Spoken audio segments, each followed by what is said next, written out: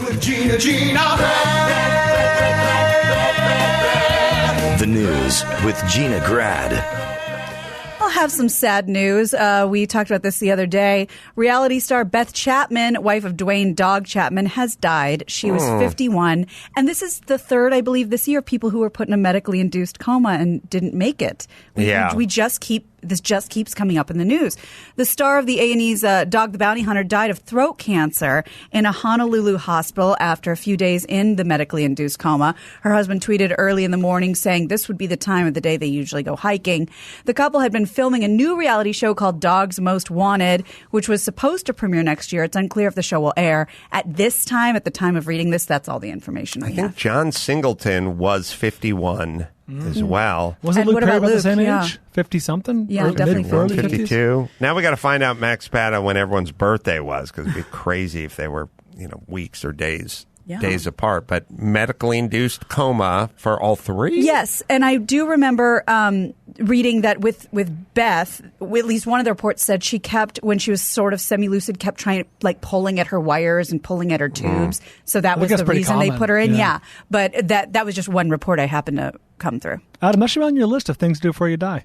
Be put into a medically induced coma and come out of it, of course. Obviously. Well, I was toying with the literally right before you notion of it, but things to do immediately before I die. Drew explained to me actual God-induced coma better than medically induced, which I didn't see coming, but according to Drew, yes. Counterintuitive. When they do that generally, or at least with Luke Perry, isn't it to decrease swelling? Somehow it decreases swelling when you're put in a medically induced coma? I guess. Brain swelling. Larry Miller came out of it. It's all bad, but somehow Drew, I was saying to Drew, Singleton's in a medically induced coma, so they're keeping an eye on him, and then they're going to let the swelling go down, and then they're going to bring him out of the coma or whatever, and he was like, I feel like it's a bit last resort-y. The doctors would not do that to you if you didn't, if it wasn't really a dire. You're saying if your kid went to the orthodontist to get his braces adjusted, they wouldn't put him in a medically induced coma? No, I'm not saying that. I'm saying that would be a last resort. First, they just try and do it. If the kid put up a fit, they'd probably, say... Little nitrous. Yeah, exactly. Yeah. It would be several steps before they got to the medically induced coma. You think I'm a maniac? Singleton, 51. Beth Chapman, 51. Luke Perry, 52. Wow. 68, 67, and 66. Oof. Yeah. Weird. Sad. Damn. I do remember an episode of House where he wanted to kick drugs, so he put himself in a medically induced coma so he wouldn't have to feel withdrawals. Oh, House, not Dog. Yeah, House. God, right. I love that show. Everyone loves that show. Ooh, Doghouse. It may be... New reality show. Brian, please. It may be the White Chicks Wire is House. Oh, maybe. That's not a bad show comparison. that I never watched, and everyone goes, every chick goes, House is awesome. House is and then awesome. every dude goes, you got to watch The Wire. Yeah. I feel like maybe House you're is, Wire. Yes, I like that. Yeah, That's I've never missed Whitey's an episode Wire. Wirehouse. White Wire. White Wire. Yeah, Mm-hmm. that's very reasonable. White Chick Wire loves House. Well, it turns out we haven't heard the last from Robert Mueller. Tuesday evening, it was announced that the former special counsel will testify publicly in front of Congress on July 17th about his nearly 2-year investigation into Russian meddling in the 2016 election, because he had said, I'm going to say this once and I'm not talking about it anymore. Congress, Gerald Nadler, chair of the House Judiciary. He seems to like it. Mueller seems to like his civilian life status. Yeah. He was retired, wasn't he? Yes. Before this whole thing. I don't think he likes the circus part of this. Well, they subpoenaed him. Yeah. So I don't think he likes any part of it. I know. Yeah. And this is the statement. They said, Americans have demanded to hear directly from the special counsel so they can understand what he and his team examined, uncovered, and determined about Russia's attack on our democracy, the Trump campaign's acceptance and use of that help, and President Trump and his associates' obstruction of the investigation into that attack. We look forward to hearing his testimony, as do all Americans. And I did also hear, this might not end up happening, but that Mueller plans on really just reading his last statement and saying, look, I already did this and I'm happy to repeat it for you, but nothing new is probably going to come out. I don't think it's going to work. They brought, what's his name from Watergate era? who was the counsel for Nixon. Was it Carter Page? No, this was else. A Watergate I mixed up the name. It's a John Dean or Ehrlichman or one of those. They brought like a decrepit guy from the Watergate era out to say, this is the worst. This is worse than Watergate, but he didn't have any knowledge of it. And then the Republicans just tore into him, and then he looked like an idiot. And then the Democrats looked like an idiit for trotting him out there. They're going to have to get on to some policy soon because they're just beating this horse. It's John Dean, who did it. He was Nadler got him, trotted him up, or Adam Schiff or whoever did it, and he just seemed decrepit and addled. Seemed a little addled and whatever. What I'm saying is whatever the policy is, let's get on to the policy, people. Or you can do this, but I think this is backfiring. I don't think it's going to work. I don't think he's going to say anything that he didn't write in his report, and then you're going to seem like you're doing what you're doing. Right. All right. Well, some sad news for ESPN fans. Bob Lee, an original ESPN anchor. It's Bob Lee. Oh, how dare you, Brian? That's what you're... My evil grandmas. Yeah, evil grandma. Little pre-show chit-chat. We worked out for the show. Well, whenever I told Brian, whenever I don't know, how to pronounce somebody's last name, I always YouTube their name and the word interview because somebody has to introduce them. Mm-hmm. So I always hear. So I check with Brian, and he decided to lead me astray. He's the longest tenured employee at the Sports Network. He is retiring.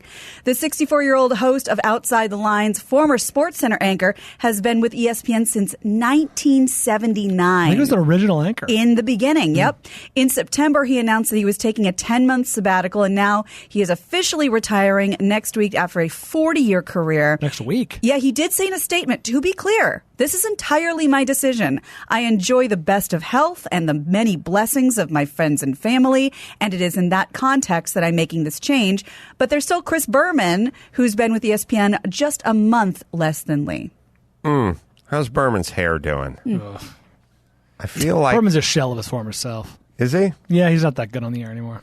Bob Lee still is very good. He hosts Outside the Lines, and I do watch that show every once in a while, and he's often missing, which makes me think that maybe he's having some health issues, but either way, not according to his statement. He was very good, and the show was very good.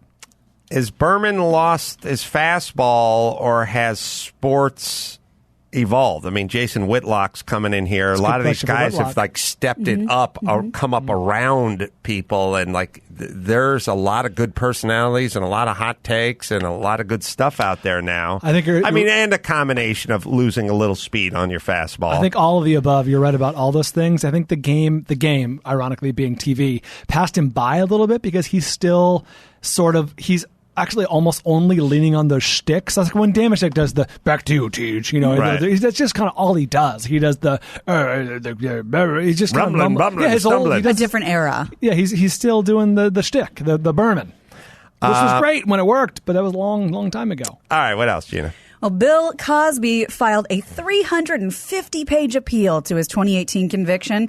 The, of course, disgraced actor and comedian will serve up to 10 years in prison for drugging and sexually assaulting Andrea Constand.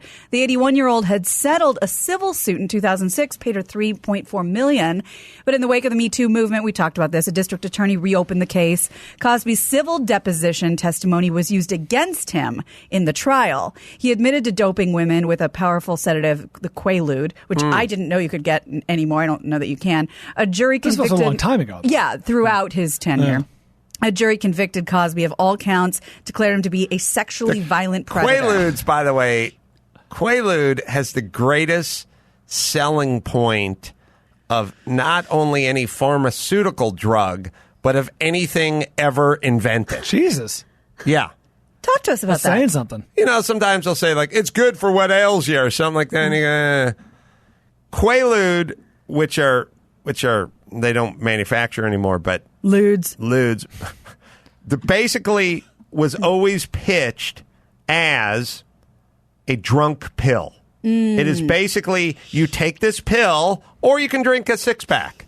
Like anyone's on the Vinny diet. I was going to say, if it's up to calorie count. Yeah. Yes, you're welcome, ladies. Give me a cheese stick. You avoided a lot of carbs. Give me a cheese stick in that pill.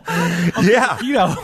Sous vide Quaalude. So I mean, like that was always described. Like you take this pill, it's like drinking a 6-pack of beer. That makes sense. Sure. And I was like, oh, a drunk pill. Did you ever try one? No. I remember one of my sister's loser boyfriends had a tattoo, like back when tattoos meant something, like a homemade tattoo, because he was like a street kid or something. Wrong side of the tracks. And it said Roar 714. And I, being 11 or 13 or something, had no context for tattoos. Big Babe Ruth fan? I looked, I believe, I looked at his tattoo and I went, Joe Friday? Was that the ship you were on, like in the Navy, like the number of your ship? And he's like, no, that's what it says on a Quaalude. Oh. And I was like, awesome. Welcome to the family. You want a beer? Oh, no, wait. You don't need a beer. Drink. Cheers. You hold up to his tattoo. That's what my sister brought home. So it was awesome. It was awesome. To display to the family. The best and the brightest. Couldn't have met a guy who owned barbecues galore. Nope. So he's your brother-in-law now? Didn't have a Corvette dealership. Nope. But he did have a Roar. I swear to God, Sweet Max tat. Bada, what's it say on a Quaalude? Does it say Roar 714, I think. Could be like 716 or whatever. Quaalude. Wow. The only two movies I could think of that talk about are Almost Famous, when she ODs on Quaaludes, and she does look very drunk. And is it Wolf of Wall Street? That's a great subplot. Yeah, they take dated Quaaludes that shouldn't work anymore. Roarer, RORER 714. That's what it says on a Quaalude. Well, guess how I know that, everybody. Guess why that's big enthusiast. Ask me my daughter's middle name. What's your daughter's middle name? Don't fucking know. Oh. Ask me what was on Ray's forearm in 1977. Who was on Ray's forearm in 1977? Roar 714. Wow. Oh, is that ship he was on? Natalia's middle name is Roarer. Aurora. Oh, I looked it up. I love the idea of thinking. I had no other context other than it must be a boat. Yep. Yeah. You have to be in the Navy. Sailors had tattoos. I don't know back what then. it means. They have a number like McHale's Navy he's or proud. something. Yeah, it was awesome. Okay. All right. Jason Whitlock's out there. Let's do one more. All right. Well, San Francisco on Tuesday became the first city in the U.S. to ban the sale of e-cigarettes until they get approved by the FDA. They're not approved, by the way. No e-cigarette has been approved by the FDA.